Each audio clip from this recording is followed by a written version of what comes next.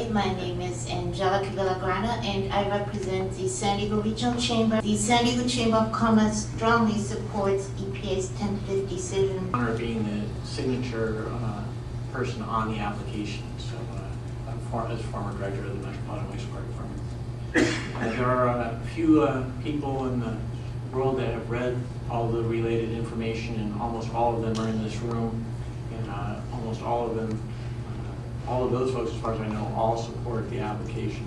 Notice he can't quite say the word waiver. Support the application. My name is Ed Kimura, and I'm speaking on behalf of the Sierra Club San Diego chapter. I have previously submitted comments on written comments, but I will not repeat those today. What I would like to do, though, is to express some additional comments about our Sierra Club position to support a waiver. Wait a minute. So the Sierra Club supporting the waiver? What is this? I thought this was the Sierra Club against all these business types and sewage dumpers. Shouldn't the Sierra Club take a position against the waiver? Oppose the waiver. Late last month, the San Diego Sewage Waiver Foundation and the San Diego Coastkeeper drafted a proposal cooperative agreement with the city that requires that the city conduct a wastewater recycling engineering study to investigate methods to increase water recycling and thereby reduce the wastewater flows to the Point Loma wastewater treatment plant.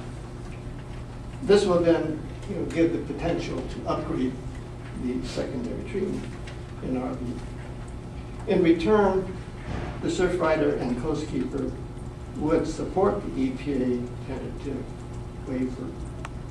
We agree with and support the cooperative agreement, and so our support of the waiver is conditional that the city goes ahead and also joins in on the cooperative agreement. But I would like to point out that the Sierra Club, along with the San Diego Surfrider Foundation, and then the then San Diego Baykeeper, known now as Coastkeeper, opposed the previous 301 waiver. Actually, it didn't. Mr. Simmons rose for the Sierra Club at the last waiver application. I was there, and stated that the Sierra Club had no problem with the waiver. So they said the last time, and that's pretty much what they're saying this time. The outcome of the opposition was the settlement agreement made between our group, the environmental group, and the city. This was a very productive agreement, and we successfully established 3 critical points that I would like to mention. Completed a pilot plant study using a biologically aerated filter for secondary treatment. The pilot plant study showed advantages over the conventional activated sludge. However, it turns out that the available space for either of these 2 treatment methods at the Point Loma site is just not available. We just don't have enough space. Rather than continued opposition to future waivers. Well, now, wait a minute. We need to stop the waiver this time. Then there isn't any more future waivers. What do you mean continued opposition to future waivers? Is that assuming you're going to lose?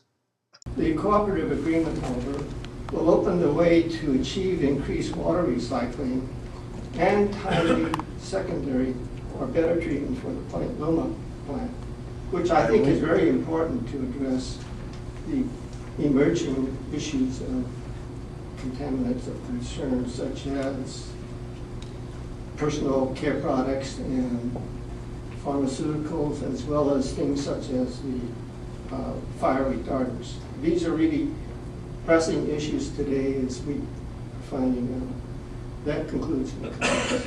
But I don't know. According to that professor, the sewage is actually kind of good for the ocean, and certainly it's almost invisible.